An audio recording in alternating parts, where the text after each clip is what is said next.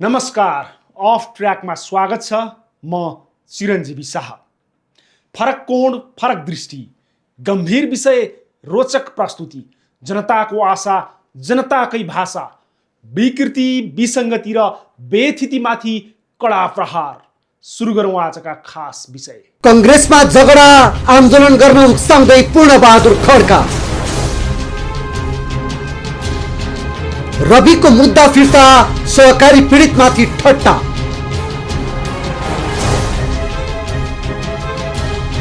सरकारी स्वास्थ्य बिमा आफै कोमामा।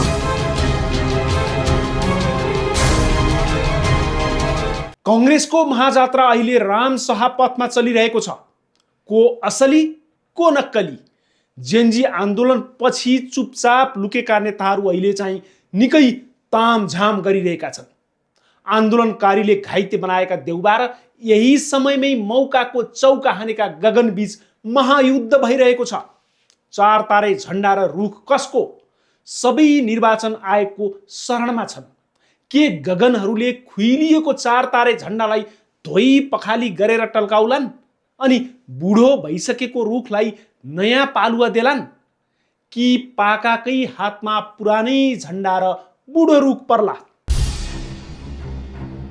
दुई चिरा परेको रुख कसको? अहिले कान्तिपथतिर सबैले ध्यान दिएका छन्। भ्रिकुटी मण्डपबाट बुढो रुख ढालेका युवालाई लोप्पा खुवाउन कम्मर कसेका बुढाहरू अहिले कान्तिपथलाई प्रभाव पार्न कम्मर कसेर लागेका छन्। होइन हो बाहरू, कहिलेसम्म युवाको मुख थुन्ने? कर्मचारी 60 वर्ष नलाग्दा रिटायर्ड हुनुपर्ने अनि तिनै कर्मचारी भन्दा माथि बस्ने ती नेता चाहिँ 80 काट्दा पनि शासक नै हुनुपर्ने? भ्रिकुटी मण्डपमा जम्मा भएका नौजवानदेखि युवा अनि वृद्धहरूसम्मले कांग्रेस रूपान्तरण हुनुपर्ने भनिरहेकै थिए। तर कहिले पूर्ण पनि हुन नसकेका र बहादुर पनि नभएका पूर्ण बहादुरहरू त थुप्रै हस्ताक्षर फिर्ता भएको र नक्कली पनि भन्दै कान्तिपथमा रहेको निर्वाचन आयोगको आशमा रहेछन्। जुन विशेष महाधिवेशनको महासभाका हस्ताक्षरकर्ता अथवा त्यहाँ सहभागीकर्ता भन्ने खालको केही कुराहरू यहाँ आएको पनि सुन्यौँ, हामीले सुन्यौँ। यसैले के छ भन्दा ती हस्ताक्षरकर्ता मध्ये, सहभागी मध्ये 885 जनाले यसबाट अलग रहेको, फिर्ता लिएको, आफ्नो हस्ताक्षर सहित केन्द्रीय कार्यालयमा कार्यवाहक सभापतिलाई सम्बोधन गरेर पठाएका ती सबै हस्ताक्षरकर्ताहरूका हस्ताक्षर सहितका 885 जनाको केन्द्रीय कार्यालय मुख्य सचिवले केन्द्रीय कार्यालयमा त्यो भेलाभन्दा पहिलोको पनि छेट्याए, भेलाभन्दा पछिको पनि दुवै छ। 885 जनाले त्यो चाहिँ फिर्ता गरेको हामीसँग आएको जुन कुरा छ कार्यवाहक सभाले सम्बोधन गरेर त्यो हामीले आधिकारिक रूपमा मुख्य सचिवको हस्ताक्षर सहितको जुन हाम्रो त्यो कभरिङ लेटर सहित त्यो चाहिँ हामी बुझाउन चाहन्छौँ। गगन थापा, विश्वप्रकाश शर्मा र फर्मुल्ला मन्सुरलाई 5 वर्ष कारबाही भन्दा खड्काले त गइके आँसु पनि झारेका रहेछन्। पीर गगन विश्वलाई हटाएको माग होइन रहेछ, पीर त अब कसरी चुनाव जित्ने भन्ने पो रहेछ। उता भ्रिकुटी मण्डपले माला लगाइदिएका महामन्त्री गुरु घिमिरेले पनि 28 जना भन्दा बढीले फिर्ता लिएकै छैनन् भनिदिए। यिनका झगडा त अब हस्ताक्षरबाटै सुरु भएका छन्। माघको 6 गते प्रतिनिधि सभाका लागि उम्मेदवारी दर्ता छ। त्यसको लागि फिर्ताको एउटा मिति तोकिएको छ। तर त्यो फिर्ता गर्नका लागि फागुनको 15 गते कसैले आएर मेरो उम्मेदवारी फिर्ता भन्यो भने फिर्ता हुँदैन। त्यो दर्ता गर्ने एउटा म्याद हुन्छ, त्यसपछि फिर्ता गर्ने पनि म्याद हुन्छ। त्यो समयावधिभित्र फिर्ता गरिएको सङ्ख्या के हो त भन्दा 29 जना हो। जम्मा 29 जना मात्रैले यसबीचमा विशेष महाधिवेशनको लागि दर्ता गरेपछि फिर्ता गरेको सङ्ख्या 29 हो। मूलतः विशेष महाधिवेशन पक्षधरको रेल स्टेसनबाट छुटेर कान्तिपथको स्टेसनमा रोकिएको छ। अब यो स्टेसनले फैसला गर्ला नै। देउवा पक्षसँग निरन्तर छलफल हुँदा पनि वार्ताले बाटो समात्न नसकेपछि दुवै पक्ष वारपारको स्थितिमा पुगेका थिए। देउवा पक्षले गगन विश्वलाई कारबाही गर्दा उनीहरूले पनि देउवाको समिति नै भङ्ग गरिदिएका थिए। भैँसीले बाघ मारेको देशमा बाघ बुढो र स्याल तन्नेर हुँदैन भन्दै अड्डी कसेका देउवा अन्ततः भिरको चिन्डो उधो न उभो जस्तो भएका छन्। यो पार्टी विभाजनले पुनः एकपटक देउवाको निधारमा कलङ्कको टीका लागेको छ। झन्डै 8 दशक लामो इतिहास बोकेको दल नेपाली कांग्रेस तेस्रो पटक विभाजित भयो। यसको औपचारिक घोषणा निर्वाचन आयोगले केही समयमा गर्ला नै। नेतृत्वको कार्यशैलीका कारण विभाजित भएको कांग्रेसको इतिहासमा फेरि नयाँ अध्याय थपिएको छ। 2010 सालमा कांग्रेस विभाजनमा बीपी र मातृकाको टकराव थियो। 59 मा गिरिजाप्रसाद कोइराला र शेरबहादुर देउवाको टकराव थियो। अहिलेको टकरावमा पनि शेरबहादुर देउवा नै जोडिएका छन्। यसपटक महामन्त्री गगन थापा र विश्वप्रकाश शर्माहरूले पार्टीभित्र रूपान्तरणको माग अघि सारेका थिए। त्यो मागमा देउवा सहमत नहुँदा पार्टी विभाजित भएको छ। कुनै बेला गिरिजाप्रसाद कोइरालालाई थर्काएर पार्टी फुटाएर म युवा हुँ भन्दै उदाएका देउवा आज आफै इतिहासको नियति दोहोरिँदा पनि छोड्न तयार भएनन्। रिटायरमेन्ट लिने तयारीमा रहेका देउवाले केही थान नेताका लागि कलङ्कको टीका लगाइदिएका छन्। देउवा जुन बाटोबाट आएका थिए, गगन थापाले त्यही बाटोमा स्पिड ब्रेकर मात्र होइन ब्ल्याक होल नै खनेर विद्रोह गरे। तर पार्टी फुट्ने अवस्था आए विष पिउन तयार छु भनेका गगनमाथि पनि नैतिक प्रश्न उठ्यो। उनले पनि 3 महिनाका लागि किन पर्खिएनन्? चुनाव सकेर ठुलो कांग्रेसको नेतृत्व लिएको भए पनि हुन्थ्यो नि भन्ने कांग्रेसी जनहरू पनि देखिएकै छन्। अनि पार्टी फुट्ने भए हलबाट बाहिर निस्कने मै हुन्छु भन्ने विश्वप्रकाशका लागि पनि नैतिकताको प्रश्न छ। तर उनले दिएको जवाब सुन्नुहोस् त। पार्टी विभाजन हुने भए हलबाट निस्किने पहिलो व्यक्ति म हुन्छु भन्नुभएको भएन है। नेपाली कांग्रेस पार्टीको महाधिवेशन हुने कुराले महाधिवेशनमा कोही सहभागी भयो होला, कोही भएन होला, त्यो आफ्नो ठाउँमा छ। निर्वाचन आयोगले के गर्ला? पहिलो प्रश्न नै निर्वाचनको मुखमा निर्वाचन आयोगले कसलाई वैधानिकता दिन्छ? अर्थात् संस्थापन देउवा पक्ष हुन्छ कि गगन समूह भन्नेमै प्रश्न छैन। यद्यपि संविधानको धारा 269 ले राजनीतिक दल सम्बन्धी व्यवस्था गरेको छ। यसको उपधारा 4 ले दलको विधान र नियमावली लोकतान्त्रिक हुनुपर्ने भनेको छ। अर्थात् सहमति नभए दलभित्र आन्तरिक निर्वाचन हुने र बहुमतका आधारमा निर्णय गर्न पाउने बाटो खुलेको छ। त्यस्तै राजनीतिक दल सम्बन्धी ऐनको दफा 51 ले नेतृत्व हेरफेर, विधान संशोधन वा परिवर्तन, नियम, छाप, झण्डा वा चिन्ह परिवर्तन भएको भए आयोगले तोके बमोजिमका अन्य विषयको जानकारी 30 दिनभित्र आयोगलाई दिनुपर्ने भरिएको छ। त्यसरी आएको जानकारी वा विवरण आयोगले अध्ययन गरी अद्यावधि गर्नेछ। यो सहज अवस्थामा हुन्छ, तर विवाद भएको अवस्थामा ऐनको दफा 43 आकर्षित हुन सक्छ। नेपाली कांग्रेसको विधानले केन्द्रीय समिति भन्दा माथिल्लो र शक्तिशाली निकायको रूपमा महाधिवेशनलाई राखेको छ। अहिले महाधिवेशनबाट अनुमोदन भएर गएको गगन पक्षले संस्थापनको मान्यता पाउने पक्का पक्की छ। सामाजिक सञ्जाल प्रतिबन्धको विरोधमा आन्दोलन गरेका जेएनजीहरूको प्रमुख मुद्दा थियो सुशासन र भ्रष्टाचार नियन्त्रण। तर अहिले त जेएनजी पनि तितर बितर भए, उनीहरूको मुद्दा पनि हरायो। न्यायालयको सर्वोच्च पद सम्हालिसकेकी सुशीला कार्कीबाट सुशासन र जवाफदेही शासनको नमुना देखिन्छ भन्ने अपेक्षा थियो। तर सरकार बनेको 4 महिनामै त्यो अपेक्षा चकनाचुर भयो। इतिहासमा पहिलो महिला महान्यायाधिवक्ता बनेर नाम लेखाएकी सबिता भण्डारीले गरेका निर्णयले त झन् सुशासन होइन, कुशासन झल्कियो। न त न्याय प्रणालीप्रति भरोसा बाँकी रह्यो। हेर्नुहोस् त सरकारी वकिलको यो चालामाला।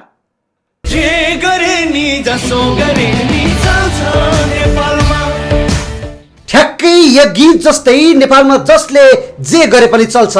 जेएनजी आन्दोलनको नाममा देश जल्छ, संविधान च्यातेर हुँदै नभएको शैलीमा प्रधानमन्त्री बन्छ। यतिसम्म कि अब त हुँदा हुँदा मन परेको मान्छेको मुद्दा समेत फिर्ता हुन्छ। यहाँ कानुन अदालतमा होइन, सत्ता समीकरणको क्यालकुलेटरमा तौलिन्छ। यहाँ अपराध प्रमाणले होइन, पहुँचले तोकिन्छ। जसले देश जलाउँछ ऊ क्रान्तिकारी बन्छ, जसले संविधान च्यात्छ ऊ नायक कहलिन्छ, जसले मुद्दा तान्छ ऊ पीडित ठहरिन्छ। हो कुरा हो रवि लामेछानेको। उही रवि जसका विरुद्ध 5 ठाउँमा सहकारी ठगीको मुद्दा छ, जसका विरुद्ध सम्पत्ति शुद्धिकरण र संगठित अपराधको मुद्दा लागेको थियो। तर उनै रविका लागि सुशीला दाहिना हुँदा, ग्रह गोचर अनुकूल बन्दा महान्यायाधिवक्ताले मुद्दा फिर्ता लिइदिन्। जेएनजी आन्दोलनमा बनेको आगोले देश तन्कियो, तर यसको रापमा डढेको चाहिँ जनताको आशा मात्र रह्यो। किनकि आन्दोलनपछि बदलिएको सत्ता समीकरणले देखायो आन्दोलन आदर्शका लागि होइन, पात्रका लागि थियो। सडकमा लडाई जनताले गरे, तर त्यसको राजनीतिक लाभ ठुला खेलाडीले उठाए। लड्नेको घोडा फुट्छ, खानेको दाँत बलियो हुन्छ। ठ्याक्कै त्यस्तै भएको छ 1-2 जना पात्रलाई। सुशीला कार्कीबाट कम्तीमा एउटा अपेक्षा थियो, 6 महिनामा एउटा उदाहरण। तर 4 महिनामा उनको सरकारले यस्तो उदाहरण बनायो जसले इतिहासले न्यायको संस्थागत विचरण भनेर पढ्नेछ। जसलाई मन्त्री बनाइन् उही विवादमा, जसलाई महान्यायाधिवक्ता बनाइन् उसको त विवादको पहाड बन्यो। तर पनि सुशीला चुप छिन्, मौन छिन्। आज रवि लामिछानेको भाग्य चम्कनुमा सुशीला र महान्यायाधिवक्ताको पुरापुर सहयोग छ। पहिलो महिला महान्यायाधिवक्ता सबिता भण्डारी बरालले त डिम्ब तस्करीमा आफ्नै लगानीको संस्थालाई क्लिन चिट दिन भ्याइन्। नाबालिग बलात्कार मुद्दामा पुनरावेदन नगर्ने निर्णय गरिदिन् भने लामिछानेको सहकारी ठगी प्रकरण त के हो र? रवि लामिछानेले भन्दै आएको राजनीति पूर्वाग्रह प्रेरित सम्पत्ति शुद्धिकरण र संगठित अपराध जस्ता मुद्दा फिर्ता लिने निर्णय गरिन्। यति छोटो समयमा यति धेरै उपलब्धि कमै महान्यायाधिवक्ताले गरेका होलान्। यहाँ महान्यायाधिवक्ता कानुनको संरक्षक होइन, सत्ताका समस्या मिलाइदिने सेक्टर झै देखिन्।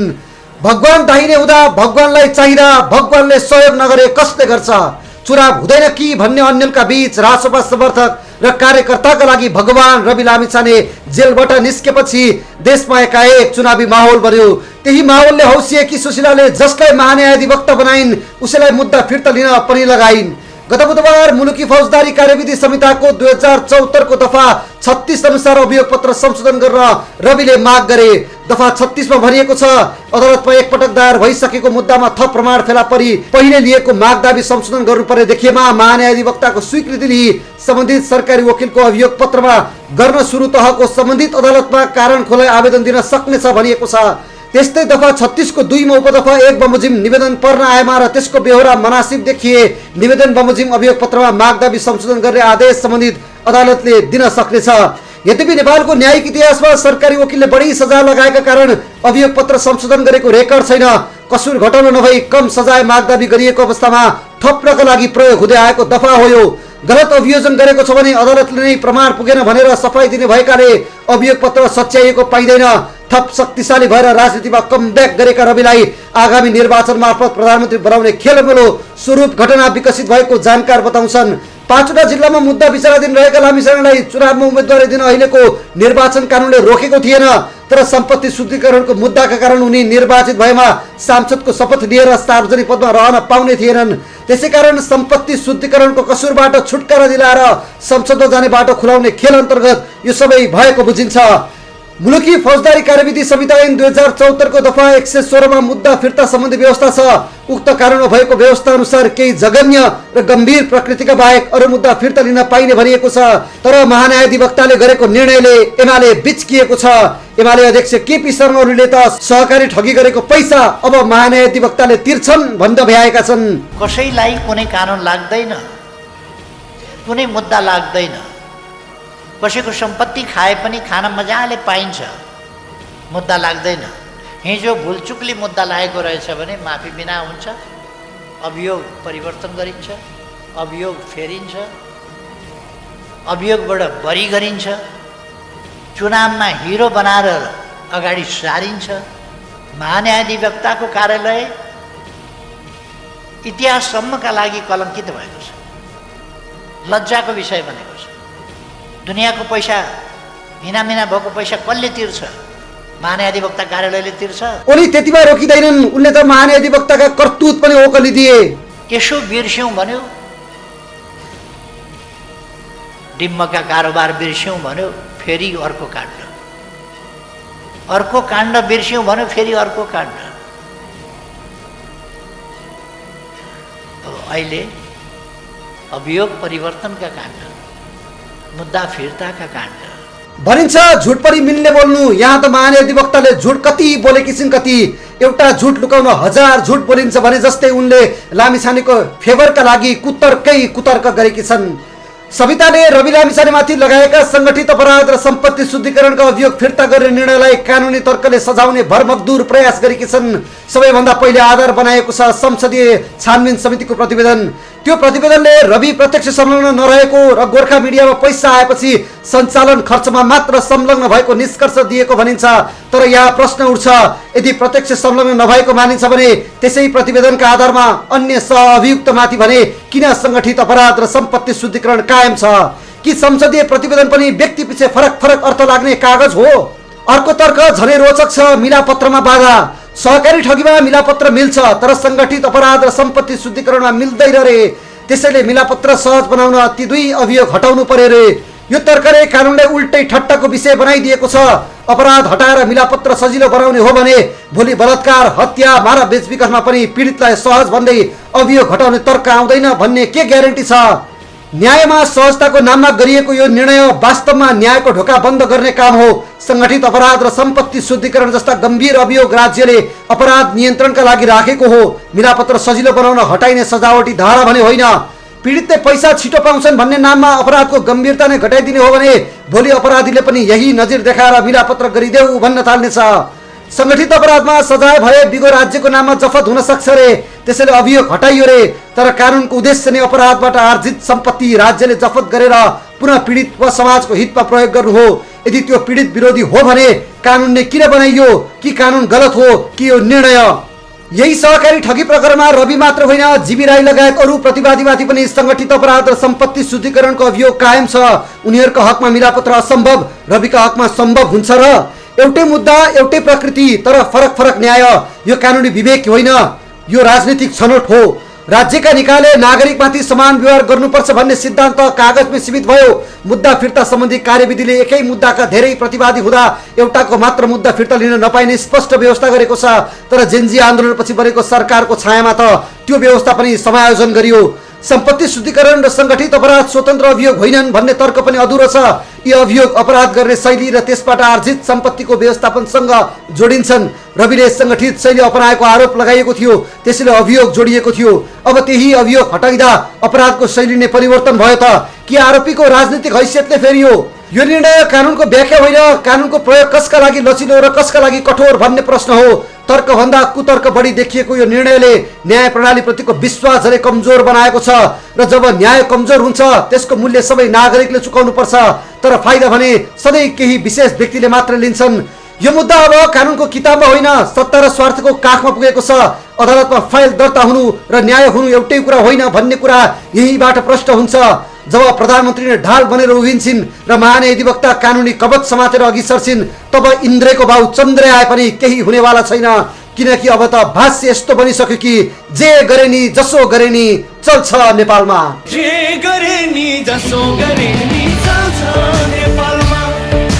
गगन थापाले स्वास्थ्य बिमा सुरु गरेको दशक हुन लाग्यो।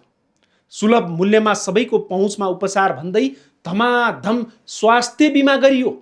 तर कस्तो विडम्बना, स्वास्थ्य बिमालाई अलपत्र पारेर अहिले मानव स्वास्थ्यमा गम्भीर खेलवाड गरिँदैछ। सरकारले नै भुक्तानी नदिने अनि अस्पतालले कसरी उपचार गर्ने? सरकारको स्वास्थ्य बिमा नीति फ्लप खाइसकेकै हो त। यो त सरासर जनता ठग्ने काम भएन र? स्वास्थ्य बिमा ठगी खाने कार्य योजना। न त यो गरिबको ढाल बन्यो, न त सामाजिक सुरक्षाको नाम लायक नै रह्यो। यो त स्वास्थ्य बिमा होइन, राज्यले गरिबलाई देखाएको सरकारी ठट्टा मात्रै पो रहेछ। कार्ड छातीमा टाँसेर अस्पताल धाउने बिरामी काउन्टरमै पुगेपछि यस्तो व्यवहार भोग्छन् कि लाग्छ बिमा लिएरै गल्ती गरेछु। गगन थापाको पालामा ठूलो आदर्श, ठूला शब्द र फोटो सेसन सहित सुरु गरिएको स्वास्थ्य बिमा आज आएर आफै मृत्युसँग सङ्घर्ष गरिरहेको सरकारी लास बनेको छ। राजधानीमै रहेका दुई ठूला अस्पतालले अब हामी यो नाटकमा सहभागी हुँदैनौँ भनेर ढोका बन्द गरिसके। अनि बाँकी देशलाई चाहिँ के सन्देश गयो होला? बाँच्नु परे आफ्नै खर्चमा बाँच भन्ने। त्रिवी शिक्षण अस्पताल र गङ्गालालले करोडौंको उपचार गरे, तर पैसा माग्दा बोर्डले के गर्यो? सरकारी शैलीमा टार्यो, झुलायो अनि थकायो। अन्ततः अस्पतालले पनि भन्नै पर्यो, हामी दान खान बसेका होइनौँ। बिमा बोर्डले पैसा तिर्न नसक्ने तर योजना चलिरहेको नाटक गर्न चाहिँ नछाड्ने। एक माघदेखि अर्को सूचना नआएसम्म बिमा बन्द रे। सुन्दा लाग्छ बिरामीलाई पनि अर्को सूचना नआएसम्म बिरामी नहुनु भनेर निर्देशन दिएको जस्तै। राज्यको संवेदनशीलता यही हो भने अब कोही गरिब बिरामी परे भने अस्पताल होइन सिंहदरबारको ढोका ढकढक्याउन पुगे हुन्छ। स्वास्थ्य बिमा बोर्डले देशभरका अस्पताललाई 11 अर्ब तिर्न बाँकी छ। त्रिवीलाई मात्रै 40 करोड र गङ्गालाललाई 25 करोड। यत्रो रकम नतिरी बस्ने बोर्डलाई चाहिँ अझै पनि राष्ट्रिय भन्ने ट्याग चाहिएको छ। कागजमा बोर्ड, व्यवहारमा सरकारी भिखारी। 2072 सालमा 3 जिल्लाबाट सुरु गरिएको स्वास्थ्य बिमा आज 77 जिल्लामा फैलिएको छ तर इज्जत भने शून्य। कार्ड छ, विश्वास छैन। प्रणाली छ, भरोसा छैन। योजना छ तर जिम्मेवारी कतै छैन। यो लथालिङ्ग अवस्थाको दोष सरकारलाई मात्रै दिएर नागरिक पनि उम्किन मिल्दैन। फोक्कटको लोभमा रोगै नलागी चेक जाँच गराउने, पुर्जीमा लेखिएको औषधि लुकाएर सस्ता र नाफा हुने औषधि मात्रै बेच्ने अस्पताल, फार्मेसी अनि नक्कली बिरामी देखाएर रकम झिक्ने अस्पताल, सबैले मिलेर स्वास्थ्य बिमालाई संस्थागत ठगीको मोडेल बनाएका छन्। अहिले राष्ट्रिय स्वास्थ्य बिमा बोर्ड सिंहदरबारको ढोका ढकढक्याउँदै बसेको छ। कृपया बचाइदिनुहोस्। सरकारले सुधार गर्छ कि सिधै सधैँका लागि बन्द गरेर हात पखाल्छ त्यो भने हेर्न बाँकी छ। तर एउटा कुरा ढुक्क छ, यो बिमा योजना मरेको दिन सरकारलाई गरिबको आँसु मात्रै होइन, उपचार नपाएर मरेका मानिसको आत्माले पनि पछ्याउनेछ। आजलाई अफ ट्र्याक यति नै। अर्को दिन नयाँ विषय र फरक प्रस्तुतिका साथ उपस्थित हुनेछौँ। नमस्कार।